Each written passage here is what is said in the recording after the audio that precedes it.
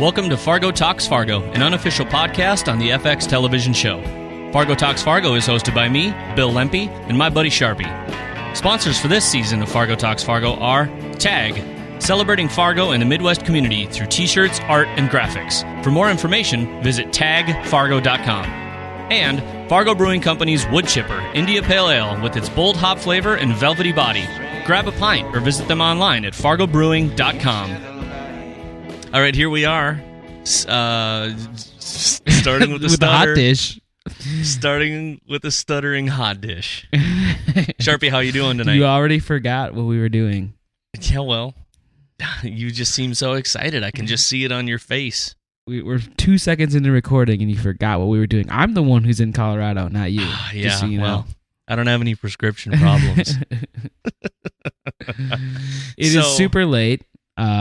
Because I am on Pacific time. Well, I'm technically in Mountain time, and that is not a Colorado reference. I mean, I guess it is.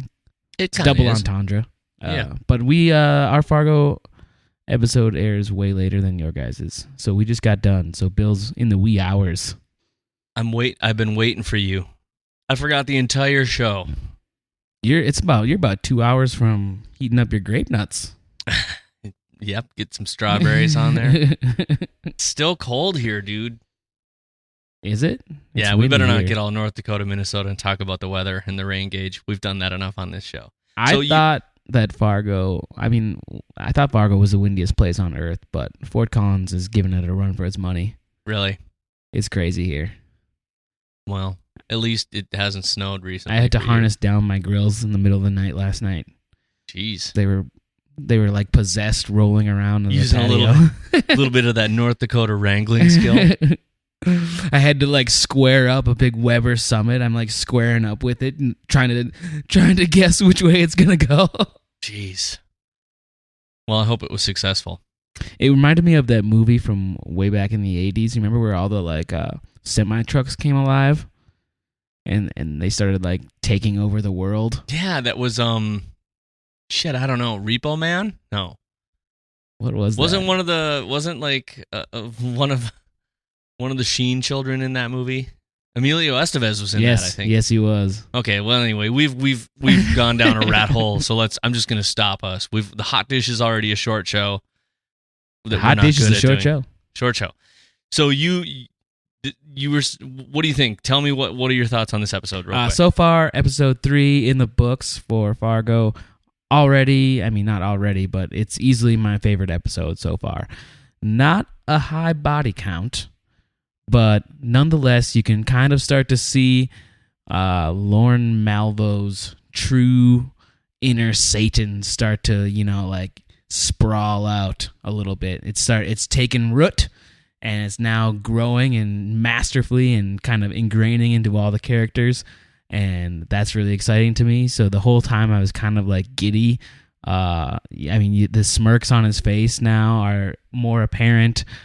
His attitude, we always kind of knew his attitude, but it's just like flourishing now, it seems like. Or else I'm just overly excited. Yeah, it feels like he finally has this moment now where we're starting to realize that not only is he like a pot stirrer, but he's really trying to hatch a plan for himself, in my opinion. Right. And this is now beyond like the agency or whatever that he works for. He sees the realty company, whatever's going on. But he's obviously got something in it for himself. But how did you feel about that cutback to? We finally get to find out about Frozen Panties guy, because they kept saying panties. Yeah, that was cool. So I had to use the word. I was really curious. I still want to know what the hell did he do to get dragged out of there by his necktie like that. And he knew it was coming. Like, he knew of Lauren's existence. That was pretty interesting. Yeah, he knew he had something going on. Did you make any, maybe, I don't want to get crazy into this yet, but the fish tank thing, I felt like the fish tank thing from... Back to the fish, yep. Yep, back to that. It's spiders. Evidently Spiders has got something going on in the show. Yeah, that was a weird one. Remember when Lauren say, what if I had spiders? When he was checking into the hotel, he's like, what if I had spiders? Before he got onto the microbial bacterial level. That's right. So I don't know what's going on. Totally forgot about that. Nice call. But I will, I'll tell you one thing. Doing this podcast about this show, I'm having a slightly tough time. Okay. I'm like trying to take notes, mental notes, and watch and enjoy, and then I'm like, oh, damn it, I just missed something, didn't I? I tell you what, folks. Oh yeah, tell them what. When you're doing a podcast on a TV show, it's a whole different ball game now. Like it is, like you're saying, it's now like work. I mean, I'm still enjoying it, but it's no just like sit back on a couch on Sunday night and watch some Walking Dead. It is now like, okay, it's on. Like now we're taking notes. I'm writing fucking essays between like scenes. And I feel like pausing it, going back. Mm-hmm. And we probably miss a lot of stuff because I mean, if we went and read everything we saw and explored everything, we wouldn't. Our day jobs would go straight to the shit. At least in my opinion, I mean, we're not podcasting for a living. I'm not trying to apologize for us being good or bad about stuff, but I'm just having one of those moments like tonight. I was just making some mental notes about things like the fish tank thing, and then I was like, well, I'm like totally, I think I'm missing stuff. So I got to find a way to like relax a little when I see it. You just gotta relax, bro. And then on the second viewing, because I always watch it again, but I watch it 2 or 3 times. I was happy about this episode. I still feel like Caleb Hawley has done a pretty good job of writing into the universe, but I find myself a little bit of the time saying, I feel like he maybe stole that from that. Like I'm ready for some of the throwbacks to stop, but then I thought, oh, maybe it's not really a throwback. Like when Molly meets her friend who she hasn't seen for a long time, that felt like when Margie went to the cities too and talked to her friend, the guy who said is Mike Yanagita. Yeah. Oh my God, yes. Yeah, he's back. The Mike Yanagita. So she's telling this like awkward story and stuff, but I felt like that was another one of those like small homage pieces. Like, oh, there it is, got it in there. Yep, but it's going to get time, yeah. It's going to get even deeper now. I mean, it's not even going to be. I mean, it'll be a tieback. It's going to be like a pretty big tieback that's where they're alluding to right now with Stavros Milos' Cash Money. Is it Stavros Milos? Did we decide? Because last week I feel like it's such an interchangeable forwards backwards. It still sounds like somebody who could Stavros, be Milos, Abe Stavros. Froman. And that's the full name. Supermarket king. All I think of, you're Abe Froman, the sausage king of Chicago. I don't want to have to get snooty. Anyway, Ferris Bueller. But how about that scene with the chump in the tiny closet? And he makes that thing like, could you find a smaller closet? Yeah. Those are the lines that just make me really happy. My favorite line of the whole show was, I'm confused. That's okay. I'm not. When Chump goes, I'm confused. I did see I'm not.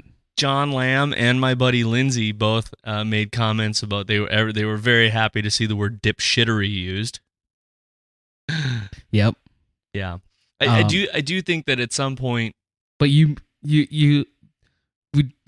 gotta touch base just for a second. We don't have to dive into it deeply. Okay. Tell me something.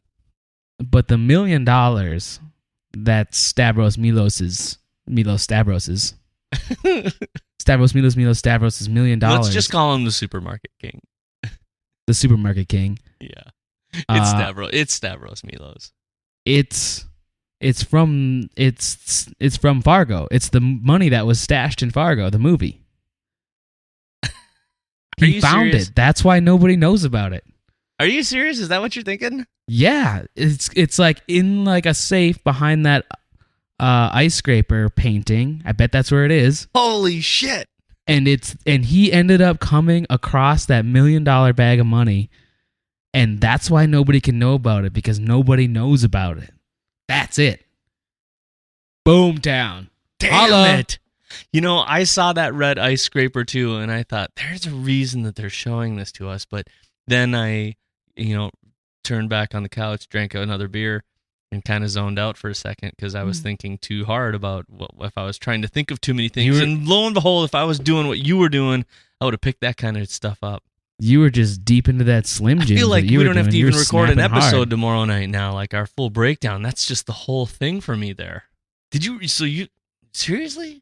I think so. Did you shroom out there tonight? Is that how you opened up If I the did, I'm going to universe? do this every day. I mean, Clara made dinner, so it's possible. Gosh. Heavy. I don't even know what to say now. It's the I feel altitude. like nothing else matters. That's it. That's got to be I don't it. know. I feel like Now I got to watch it like 4 more times. I know. And now I'm going to go watch the movie. And then, wow. I don't even know what to say anymore now. I feel like we should just sign off.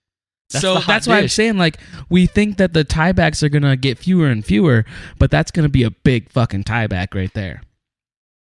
I don't even. That's Can we tweet that? Has anyone tweeted that yet? I feel like you need to get it out there so you can be like, do that internet comment thing where you just go first. Yeah, maybe. Oh my God. I wish we had a website. If only we did. Wait, FargoTalksFargo.com. But we don't post this kind of like stuff to it. We just post about the podcast and like, here's an episode and what we talk about. But I feel like now, wow, you messed me up. Why would you have a picture of an ice scraper? I mean, I guess his office does have a window to a butcher. And a giant, like... I'm probably thinking too much about it. Greek Orthodox. I don't know. I really love that theory. But... This could make up for our crocodile tears theory that we totally jacked up. Our crocodile tears. But you're right. Tears, you know, did when, I really when just you're doing call a it that? podcast on the Crocodile show, tears? Oh God, it's late. And it does change things. Like when I saw Gus Grimley looking up the plates on Lester Nygaard's car. Like I didn't like before they said that it was Lester's car in the show in episode 3. I saw the plate when he looked it up. And I was like, "Oh my God!" Because I had memorized the plate because of your whole plate embellishment, and I was like, "Oh my God, that's the plates on Lauren's car." But so he was driving Lester's car, like so. I picked up on that right away. Although they explained it like 30 seconds later. Yeah. I didn't feel so genius, but yeah, well, whatever. It happens. But you do notice those little tiny tidbits now. I don't know, man. I feel like you ruined the hot dish for me. I wanted to talk about other like things, but I don't think anything else matters anymore.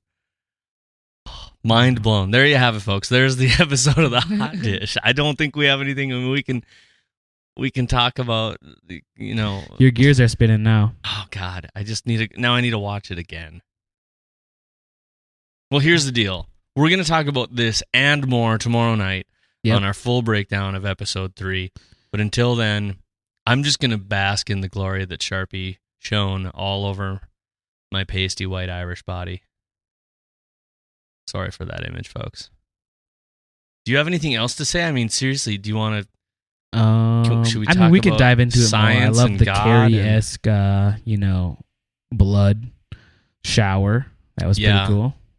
Just another, hey, I'm going to mess with you moment from Lauren Malvo, including rocking out some drugs into his thing. I'm one of those people, like, I take some medicine, but if somebody replaced my pills with something else, I feel like I would notice. And again, I also don't chew my pills like people in movies and TV do. I'm like, I just take them with water like a regular person. And I also don't, like, they're not chiclets, bro. I also don't hastily jerk my head back as if to help me swallow. I just put them in my mouth, put some water in my mouth, and swallow like a regular human being. You know what I mean? Like, you don't sit there and chomp on them. Like, I need them to know I'm swallowing these pills. So hold on, let me just jerk my head back with the water. Like, you don't just crunch them down like it's the teeth of your enemies. No, not at all. I'm not Bill Brasky. I can't digest a turtle whole. I once saw Bill Brasky eat the teeth of his own enemies. So like Tic Tacs. Okay, let's do this. Let's just wrap it up. So there you go. Charpie thinks the ice scraper. Wait. Oh, God. We can't talk about this anymore. We're going to talk about this tomorrow night. So tune in. Download the next episode. Ponder that for now. Ponder and it. If you it's think probably we're wrong, morning for tell you us right that. now. Tweet us during the workday. Yeah, tweet us at Fargo Talks Fargo and tell us that Charpie's full of shit, or maybe he's on to something, or tell us what you enjoyed about the show, or talk to us on Facebook at facebook.com/FargoTalksFargo. So, Charpie, tomorrow night, we got big things to talk about, and not just the bronzer and the squeeze the ball and see all the other moments I didn't get a chance to talk about. So we'll talk about those tomorrow night. So until then, thanks for tuning in. Later, Charpie. All right, later, bro.